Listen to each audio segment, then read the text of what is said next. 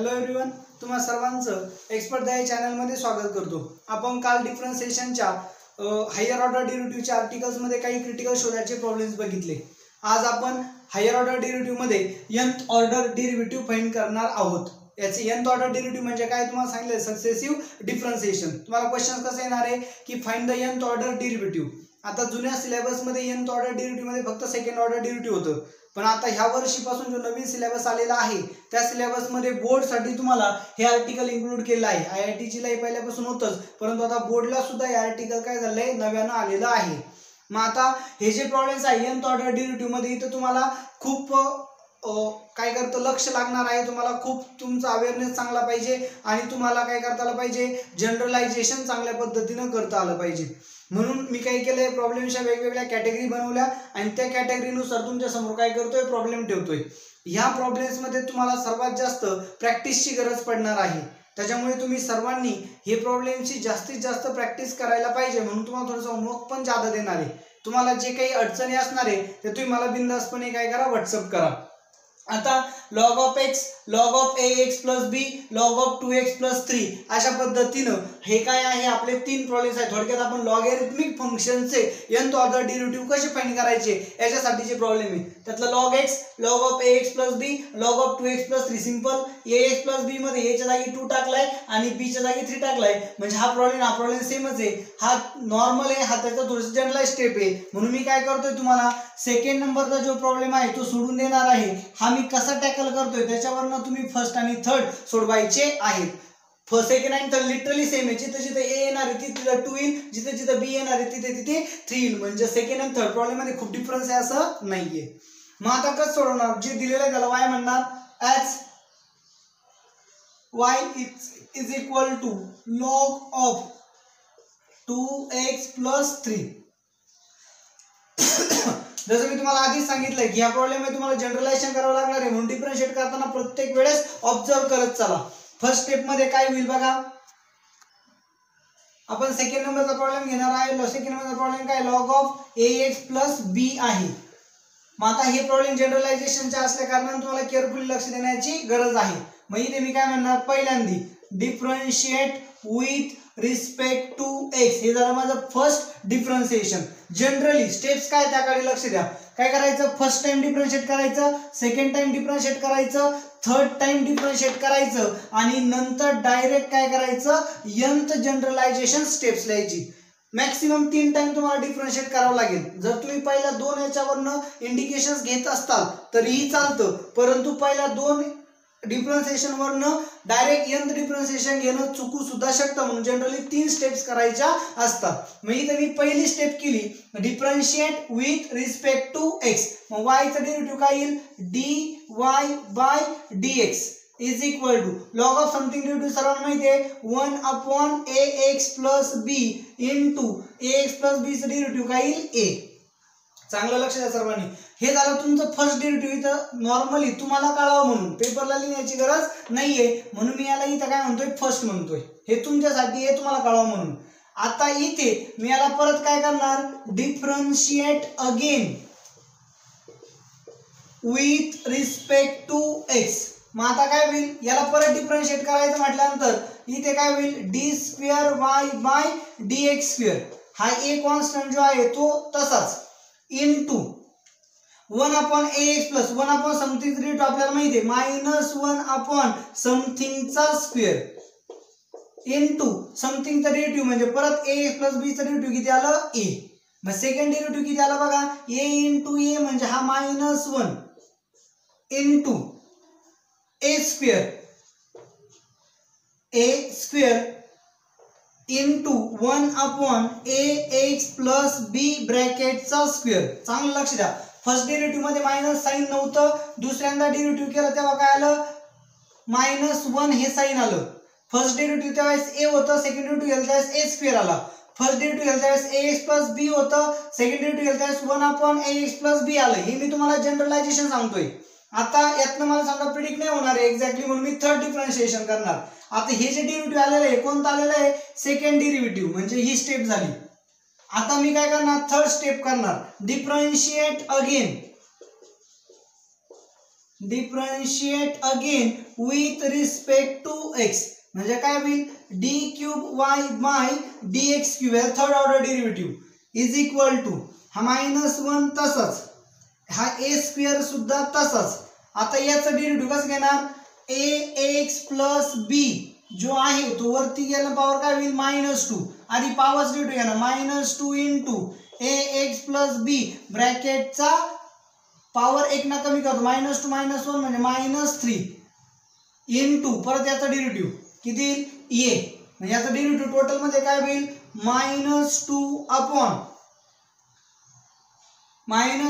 किती चला बोला ए एक्स प्लस बी तो खाली आला तर काय होईल cube into again a into a काय झाला ए क्यूब म्हणजे थर्ड स्टेप काय आली d cube y by d x cube is equal to हा -1 तसाच इंटू इथे किती आलं -2 into a square into a किती आलं a cube upon A x plus b ब्रॅकेटचा क्यूब.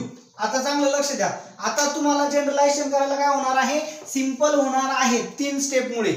फर्स्ट डेरिव्हेटिव्ह घेतलं ए आला सेकंड डेरिव्हेटिव्ह घेतलं ए स्क्वेअर आला बघा बरं काय फर्स्ट डेरिव्हेटिव्हला ए सेकंड डेरिव्हेटिव्हला ए स्क्वेअर थर्ड डेरिव्हेटिव्हला ए क्यूब.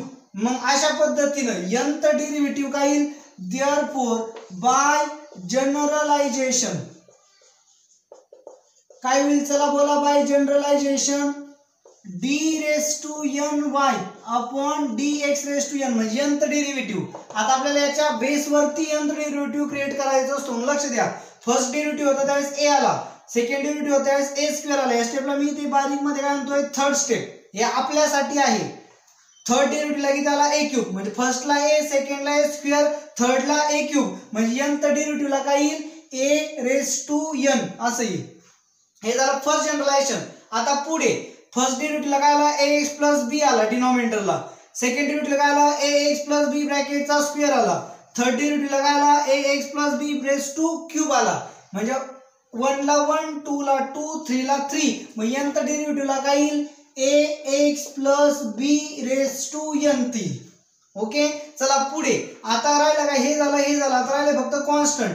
ज्या वेळेस फर्स्ट डेरिव्हेटिव्ह होता 1 आला सेकंड डेरिव्हेटिव्ह होता -1 आला थर्ड डेरिव्हेटिव्ह होता -1 इंटू -2 आला म्हणजे -1 -2 थर्डला -2 सेकंडला -1 आणि फर्स्टला 1 समजा याला 2 मिनिटं ड्रॉप करा सेकंडला -1 थर्डला -2 फोर्थला किती येईल -3 म्हणजे nthला किती येईल -1 फर्स्टला सेकंडला -2 थर्डला -3 कुठे येईल फोर्थला असं करत करत इथे किती येईल n साठी किती येईल -n-1 into a raise to n upon A x plus B raise to n. Observe चांगला करा सेकंड डेरिव्हेटिव्हला -1 थर्ड डेरिव्हेटिव्हला -1 इंटू -2 जर समजा मी तर फोर्थ डेरिव्हेटिव्ह घेतला असता ही स्टेप लिहायची गरज नाही पण तुम्हाला करून दाखवतोय किती -1 इंटू -2 इंटू काय आला असता -3 ए रेस टू 4 अपॉन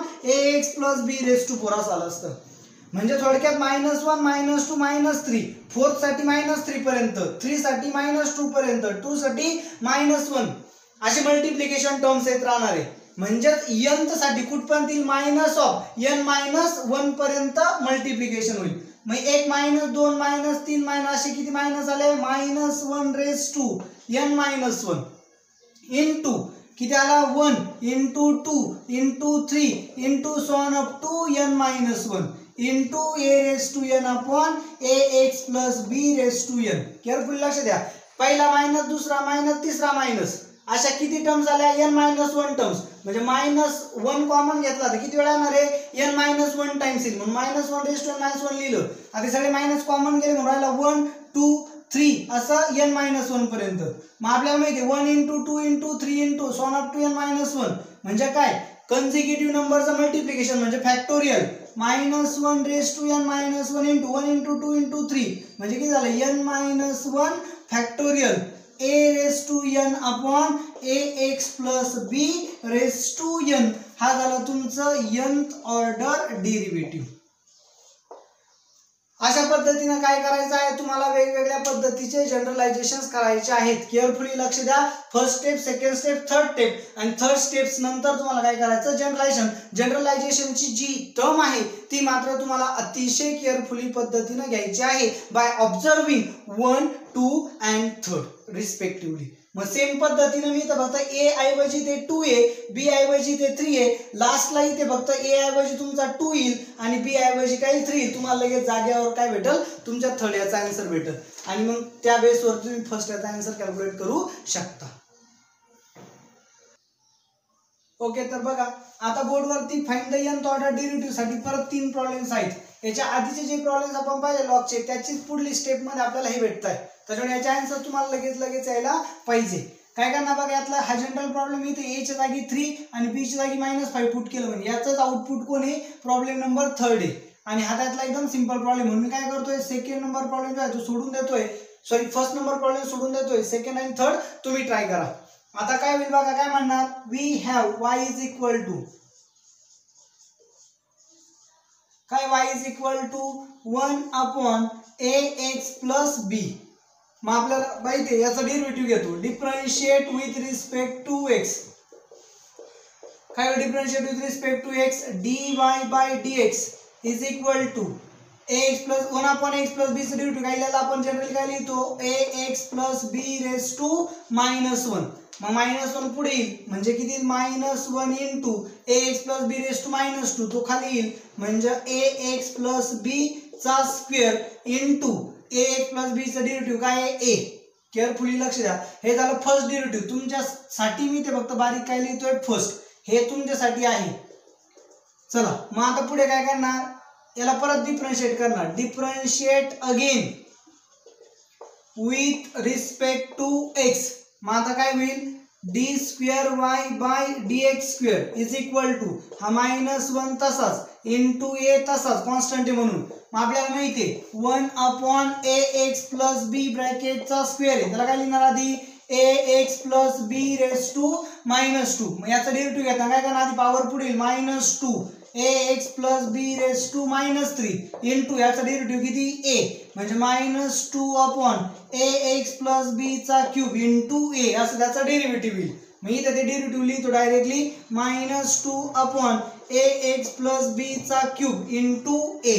मग a इंटू a काय होईल, a². एक स्टेप अजून लिहितो, -1 into -2 into a into a म्हणजे a² upon ax plus b raise to 3. लक्ष चांगलं द्या केअरफुली. आता मी यातनं जनरलायझेशन घेऊ शकतो, परंतु बऱ्याच वेळा सेकंड स्टेप मध्ये जे जनरलायझेशन केले ते चुकण्याचे चान्सेस असतात. हे तुम्हाला कळावं म्हणून याला मी सेकंड म्हणतो. मग मी परत याला काय करणार, differentiate again with respect to x.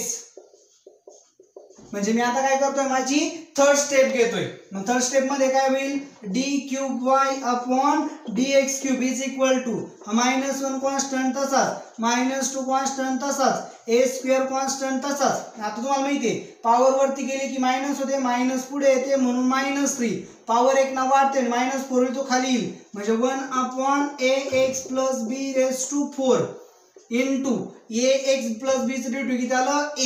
याला अरेंज करून जर लिहिलं तर काय होईल, -1 into -2 into -3 a² into a म्हणजे a³ upon ax plus b raise to 4. याला मी काय म्हणतो, थर्ड स्टेप म्हणतो.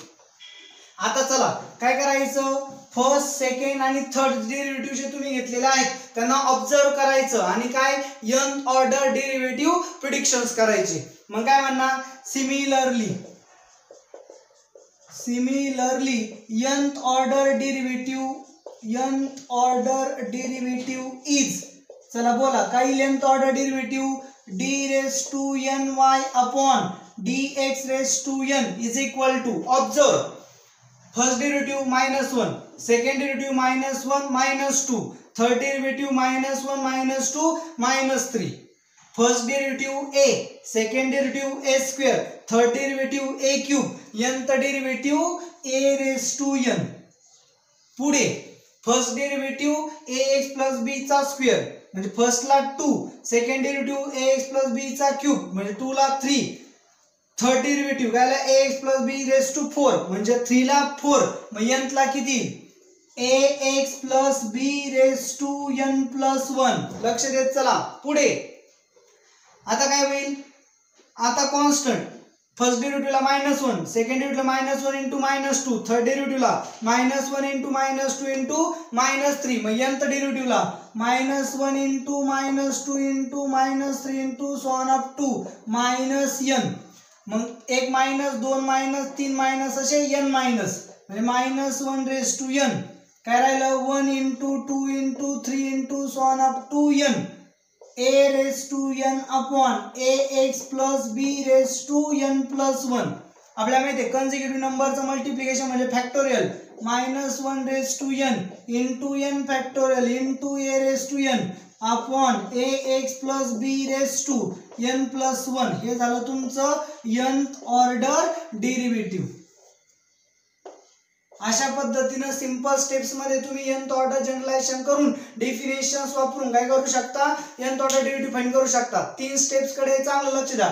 फर्स्ट डेरिव्हेटिव्ह फाइंड करायचं सेकंड डेरिव्हेटिव्ह फाइंड करायचं थर्ड डेरिव्हेटिव्ह काही ठिकाणी फाइंड करायला पाहिजे काही ठिकाणी नाही केलं तरी चालतं पण आपल्याला आयडेंटिफाय कसं होणार म्हणून बेटर वे आपण 3 डेरिव्हेटिव्ह घेणार आणि 3 डेरिव्हेटिव्हच्या साहाय्याने nth डेरिव्हेटिव्ह जनरलाइज करणार आणि जनरलाइज केल्यानंतर त्याला अरेंज करणार. हे झालं आपलं nth ऑर्डर डेरिव्हेटिव्ह.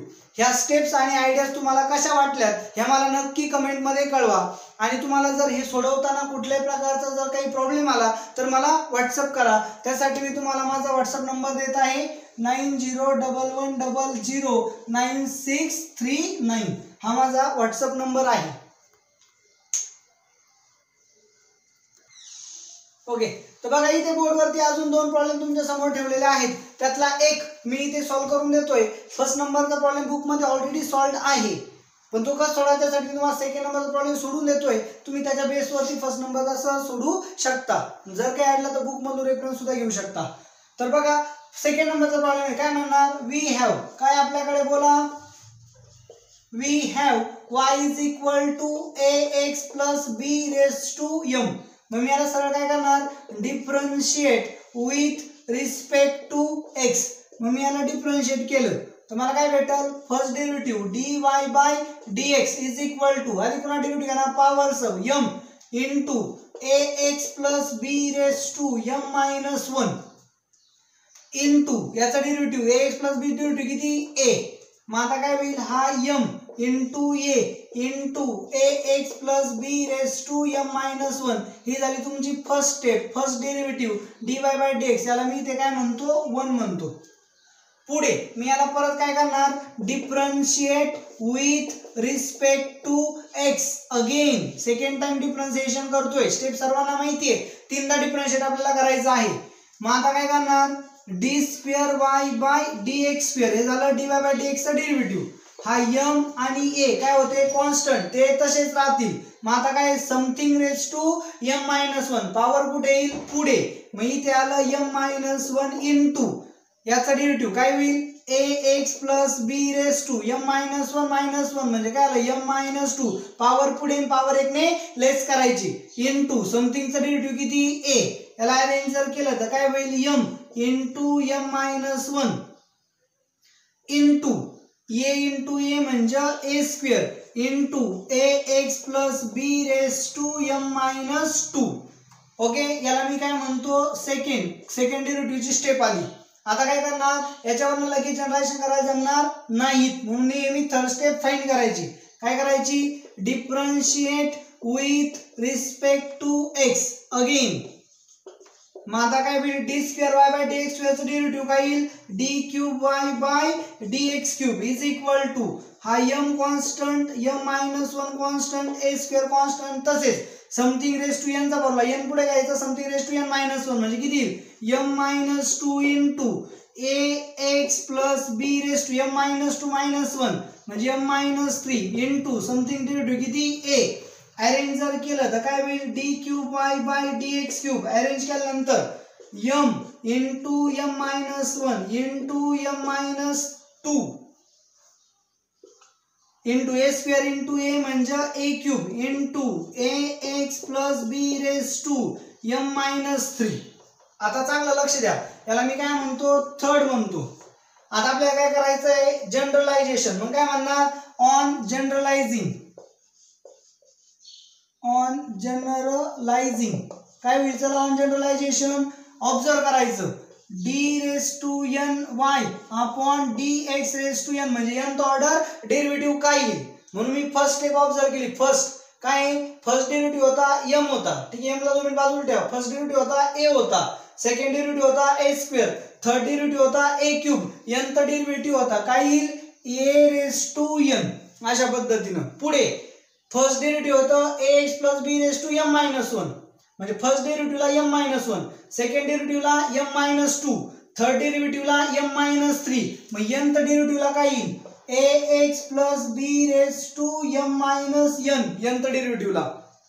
पुढे फर्स्ट डेरिव्हेटिव्हला m, सेकंड डेरिव्हेटिव्हला m×m-1, थर्ड डेरिव्हेटिव्हला m×m-1 m-2. पहा बरं का, फर्स्ट डेरिव्हेटिव्हला फक्त m होता, सेकंड डेरिव्हेटिव्हला m×m-1 होता, थर्ड डेरिव्हेटिव्हला m×m-1 m-2. म्हणजे first derivative first term, second derivative 2 term, third derivative 3 terms, nth derivative n terms. काही n टर्म्स मग m पहिलं m-1, नंतर m-2 and so on up to m-, सेकंडला -1 पर्यंत, थर्डला -2 पर्यंत, मग nthला n-1 पर्यंत.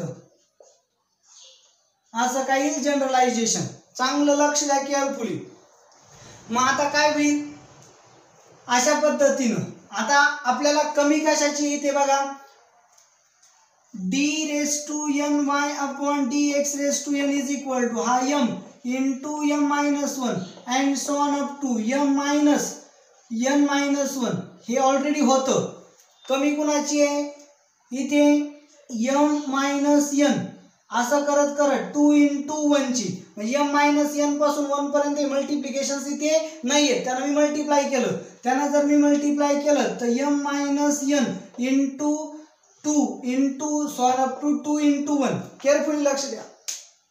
असा अश्यूम करा m ची व्हॅल्यू 10 आहे आणि n ची व्हॅल्यू 5 आहे. मग इथं कुठपर्यंत गेलाय, m ची व्हॅल्यू 10, इथं येईल 9, इथं येईल 8, इथं n ची व्हॅल्यू 5 आहे. 5 - 1 म्हणजे किती, 4. 10 - 4 म्हणजे इथं 6 पर्यंत येईल. म्हणजे 10 पासून 6 पर्यंत इथं येईल, परंतु काय नाहीये 7 6 नंतर म्हणजे 5 4 3 2 1 नाहीये, तर त्यानं मी इथे मल्टिप्लाय केलंय असं. म्हणजे n-1 पर्यंत मल्टिप्लिकेशन इथं होतं, पण m-n पासून पुढचे मल्टिप्लिकेशन इथं नव्हते, म्हणून m-n पासून पुढचे मल्टिप्लिकेशन इथे काय केले, डिवाइड केले, मल्टिप्लाय केले म्हणून डिवाइड केले. हे पुढचा पार्ट तसाच राहील, इंटू इथे लिहितो बघा, इंटू a⁻n ax + b⁻m-n. मग हे पूर्ण झालंय m पासून 1 पर्यंत. मग याला आपण काय म्हणू शकतो, m factorial upon m-n into असं कमी करत कुठपर्यंत गेला, 2 × 1 पर्यंत, इंटू a⁻n ax + b⁻m-n. याला थोडंसं अरेंज केलं, त्याला काय लिहिणार, m फॅक्टोरियल अपॉन m-n पासून कमी होत गेलं 1 पर्यंत, म्हणजे 1 2 3 so on up to m-n. म्हणजे हा काय झाला, m-n factorial into a⁻n ax + b⁻m-n. हे झालं तुमचं nth ऑर्डर डेरिव्हेटिव्ह. आता याच्यामध्ये तुम्ही काय घेऊ शकता, केसेस बघा. चला केस फर्स्ट.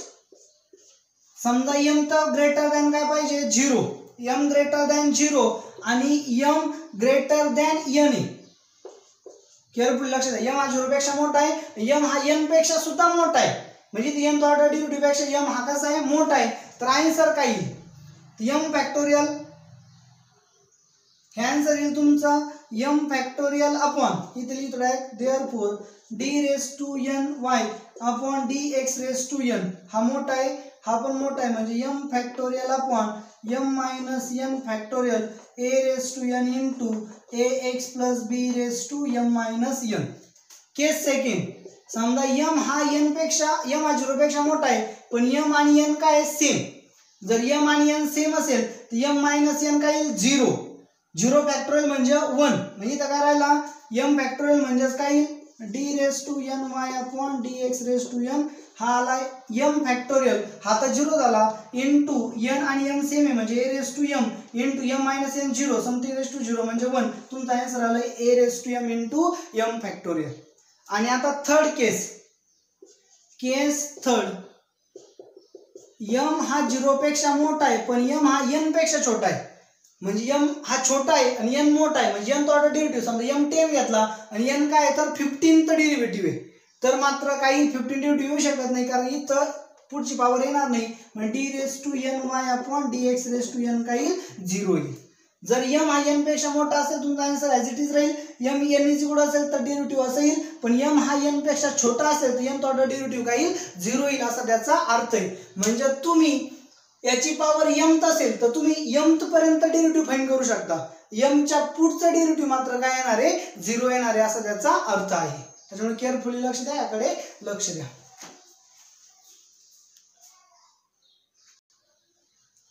ओके चल बघा इथे बोर्डवरती तुमच्या समोर दोन प्रॉब्लेम्स आहे, a raise to px plus q आणि दुसरा प्रॉब्लेम आहे e raise to ax plus b. मग आता काय करणार तुम्ही, यापैकी पहिला प्रॉब्लेम जो आहे तुम्ही सोडून देतो, दुसरा प्रॉब्लेम तुम्ही सोडवा. कारण इथं a raise to something derivative काय a raise to something into log a आणि e raise to something derivative काय e raise to something derivative multiply करतो दोन्ही ठिकाणी. तर त्याच्यामुळे सेकंड तुम्हाला सहज जमेल, फर्स्ट नंबरला मी सोडून देतो. लक्ष द्या काय म्हणणार, we have y is equal to, चला बोला काय y a raise to px plus q. त्याला काय करणार, differentiate with respect to x. y चा डेरिव्हेटिव्ह काय आहे dy by dx is equal to a raise to something derivative a raise to something into log of a into something चा derivative काय आहे px plus q चा derivative काय येईल p. म्हणजे आन्सर काय आलं log of a into p into a raise to px plus q. पुढे आता हे झालं तुमचं first derivative dy by dx. आता पुढे काय करणार, differentiate again with respect to x. मग काय होईल, log ऑफ a हा कॉन्स्टंट आहे तसाच, p कॉन्स्टंट आहे तसाच, a raise to something derivative काय आहे a raise to something into log a into something derivative किती p. याला अरेंज केलं तर काय होईल d square y by dx square. काय होईल log of a into log of a म्हणजे log ऑफ a चा स्क्वेअर p इंटू p म्हणजे p square into a raise to px plus q. आता परत याला इक्वेशन काय म्हणा फार तर पार्ट 2. मग काय करणार, differentiate again with respect to x म्हणणार. मग आता काय होईल, third time differentiation d square y by dx square divide किती येईल d cube y by dx cube is equal to log of a चा स्क्वेअर कॉन्स्टंट तसाच, p स्क्वेअर कॉन्स्टंट तसाच, a raise to something derivative काय आहे a raise to something into log of a into something derivative किती p. Arrange जर केलं तर काय होईल log ऑफ a चा a square into log a म्हणजे log a चा cube, p square into p म्हणजे काय आलं p cube into a raise to px plus q. याला इक्वेशन काय म्हणतो थर्ड. ऑन जनरलायझेशन स्टेप्स तुम्हाला सांगितलेल्या आहेत, लक्ष द्या carefully. On generalization means what, first step काढली, सेकंड काढली, थर्ड काढली, यांचा आधार घेऊन आपल्याला काय करायची nth ऑर्डर डेरिव्हेटिव्ह लिहायचं. देअरफॉर nth ऑर्डर डेरिव्हेटिव्ह काय येईल, nth order derivative d raise to ny upon dx raise to n is equal to, observe first derivative p, second derivative p square, third derivative p cube, nth derivative p raise to n. First derivative log a, second derivative log a square, third derivative log a चा cube, nth derivative log of a raise to n.